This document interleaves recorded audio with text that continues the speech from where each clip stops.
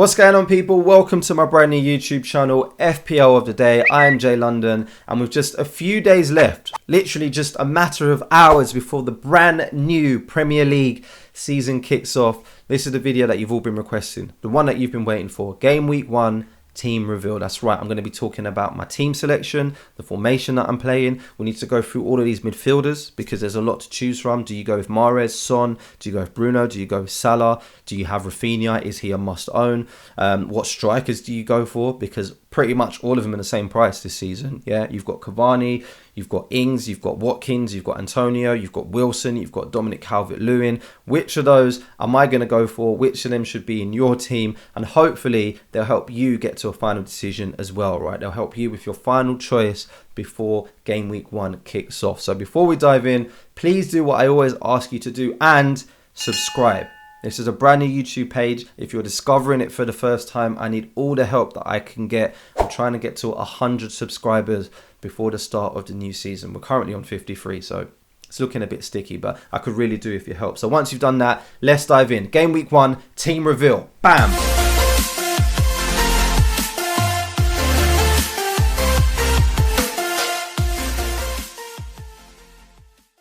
Alright, so let's go straight in. I've put the team up and I've put the bench there and my goalkeeper straight away. So we're going to talk about the bench first. I'll run through it really quickly because it's not that exciting yet. Not much to see here. A 4 million goalkeeper because I don't believe in having 2 goalkeepers that are playing. I think if one gets injured or one is underperforming, you can just swap them out. So I'm trying to spend the least amount of money possible with my goalkeeper, right? We've got Ben White here. A lot of people are quite harsh on Arsenal's defence, but they actually did have one of the best defences last season. They didn't concede that many goals.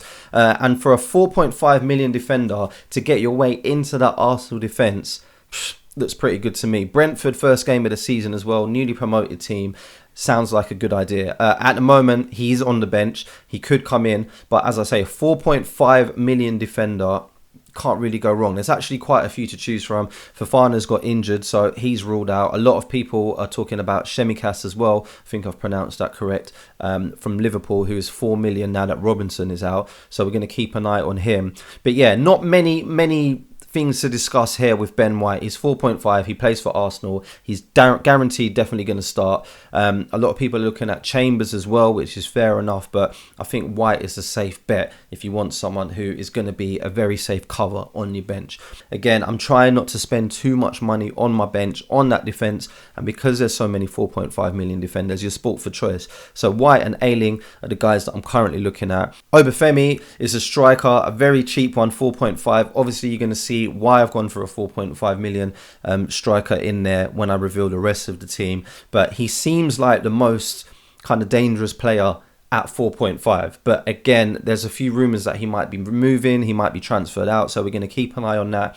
Can easily be replaced. He is disposable as well. So all of these players could potentially change, but the format of what I'm looking at will stay the same. We're going to spend as least money as possible on the bench, go for cheap keeper, some cheap defenders, and potentially a cheap striker if we're going to go with this team here. So again, the logic is, the idea is we don't want to be spending a lot of money on the goalkeeper because we want to put that money into our midfield, into our strikers. Spoiler alert, by the way, we've gone 3-5-2. Which is going to be all-out attack, pretty much. This is how we're starting the season. We're going to attack it. So Sanchez allows us room to put more money into midfield and into up front. Plus, he's a safe pick. A lot of people have chosen him. He's in a lot of Premier League, Fantasy League teams as well, and it is for good reason. You cannot ignore it. He is there because he is a very good choice. So he's going to be there. He's cemented. Let's move on to the next 2 players that are definitely going to be in the team. Boof. Mohamed Salah and Trent Alexander-Arnold. Now, we'll start with Salah because I don't need to say much about Salah. If you haven't got Salah in your team, you're making a big mistake. You can quote me on that later on in the season. He is a must-own player, especially for the first few games of the season. Liverpool's fixture run is really, really good. He's playing Norwich at the start of the season, and he's a great option for captaincy as well. So make sure you've got Salah in your team. If you haven't already, then you're taking a very, very big risk, a very big gamble. So there's not much more that needs to be said about Salah. He's got really good fixtures. He's going to be starting that first game. He's going to be playing. He's going to be getting the points. He's in the team. All right. Next up is Trent Alexander-Arnold, which had a really, really good end to the season. He was providing what we want, what we need, what we love on FPL of the day. Assists, the occasional goal, and clean sheets. What more do you want for a defender? The only thing that lets him down is his price, but we do have room to have a couple of premium players and fit in a semi-premium player, which is going to be Trent. So Alexander-Arnold, Salah, Sanchez, those are going to be the first three that are in the team. Aaron Cresswell and Luke Shaw. So we'll start with Shaw. Shaw is the highest owned player right now in FPL. He is, at the time of recording, 53.3%. That's more than Salah. 53.3%. That's more than Bruno Fernandes, and it is for good reason. He is 5.5 million. FPL made a very big mistake making Luke Shaw 5.5 million. He's going to be in everybody's team, and rightly so. Obviously, Man United have upgraded. They've got Varane in defence as well now, so the likelihood of him keeping more clean sheets is higher. You saw what season he had last season. He was creating goals. He's on set pieces. Shaw is definitely a person that you have to have in your team. So Aaron Cressero is a person that haunted me last season. He was a player that I kept on ignoring. I kept on deciding that I don't want to put in. I went with Soufal instead, which isn't a bad pick. If you haven't got the extra 0.5 and you want to go for Soufal, that's all good. But for me, Cresswell, he's on set pieces and he's a person that gets involved with the goal. So he's a person that I want in that West Ham defence. If I'm going to invest into it, he's the best person for the job. So let's continue with the midfield. The next person on there is Rafinha. If you watched any of my previous videos on FPL of the day, you'll know we are a big fan of this guy. FPL have got his price completely wrong. 6.5 million for a player that was one of the most attacking midfielders in the game last season is absolutely insane. All right, fair enough. He's playing Man United in the first game, which isn't ideal, but that could be end-to-end stuff. There might be a lot of space for him to be attacking, and he's definitely a person that I want in my team. Maybe not so much from the start, but I'd rather get him in now than later on in the season. Next up, I'm sure you've noticed Mbeumo. Yeah, so he's a person that I've kind of got in there as a placeholder because there are a few 5.5 million defenders that can go in. Not many, but Smith Rowe is also a huge contender for that position. But I haven't gone with Tony. I'll tell you that now before I reveal the forwards. And I want to cover that Brentford attack. So this guy did really, really well last season and he was involved in a lot of Brentford goals as well. So at the moment, he seems like a wise choice. He seems like the perfect person to cover that attack when Brentford are going forward. So I'm not missing out on all the points if Tony is scoring them. So if Tony is getting goals, if he's getting assists, hopefully Mbeumo will be involved in half of those. Either he's scoring or he's assisting. That's the logic there. Next question is Bruno Fernandes. There's been a big debate about this. Is it Bries or is it Bruno? A lot of people are finding different ways to make their team and spread their money around without Bruno Fernandes. They're going with Son, they're going with Mahrez, they're going with some free strikers that are heavy hitters, they're going with Cancelo, they're doing all of that. But for me, Bruno Fernandes is a yes. He has to play. Man United's fixtures for the first sort of 3, 4, maybe 5 games are really, really kind.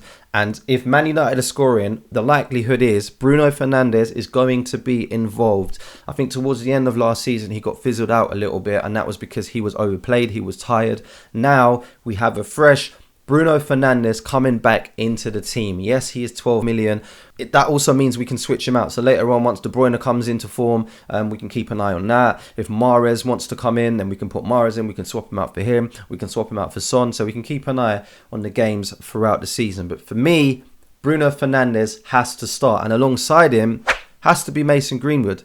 So again, if you watch any of the previous videos, you'll know that we're a big fan of midfielders who play in attacking positions, especially ones that have the potential to play up front. Mason Greenwood is that guy, especially now that Rashford is out.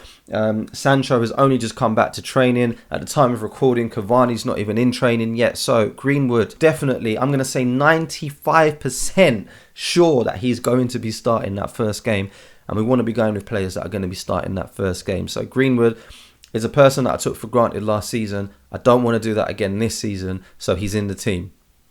Last but not least, let's get to that front lineup. Mikel Antonio and Danny Ings.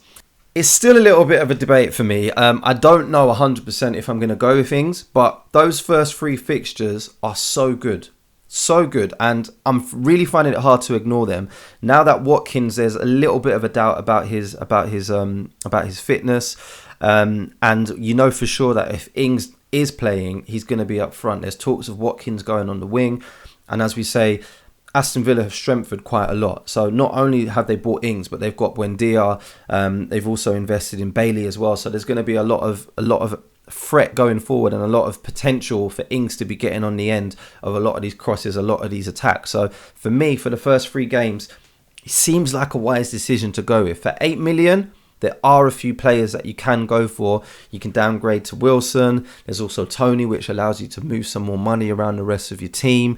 Watkins, like we said, is just there. You could upgrade to Cavani. Dominic Calvert-Lewin, again, keeping an eye on his fitness because Everton's fixtures are really, really good as well. So, again, Ings is someone who I'm up and down about. It could be any of those players that I have just mentioned, but at the moment, he is getting that forward spot, and next to him is Antonio. If Antonio's fit, Antonio's in the team. It's as simple as that. If you've watched him in pre-season, he's been doing the business. He's been scoring goals and he looks like he is on it. Plus, West Ham are going forward like absolute beasts at the moment. You must have seen Said Benrahma. He's been on form.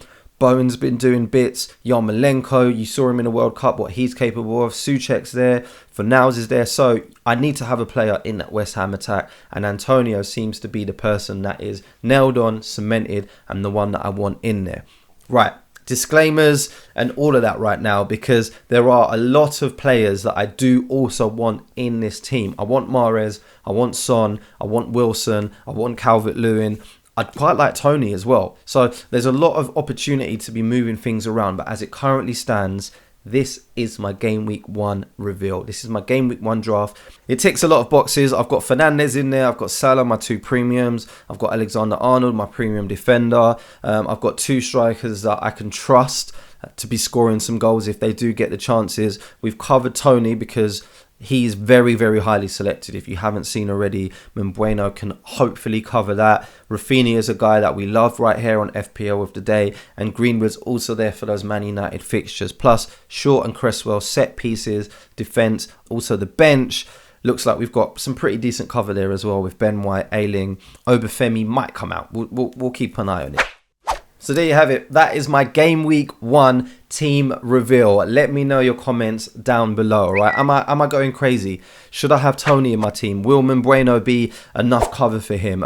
Should I downgrade Cresswell to Sufal to save 0.5 million and then put some more players? Am I going insane going without Mahrez and going without Son? Let me know your thoughts, comments down below. And as I say, if this is your first time discovering the channel, discovering these videos, if you enjoyed it, please subscribe. I need all the help that I can get to climb up the searches and climb up the ranks. I'll see you on the next one.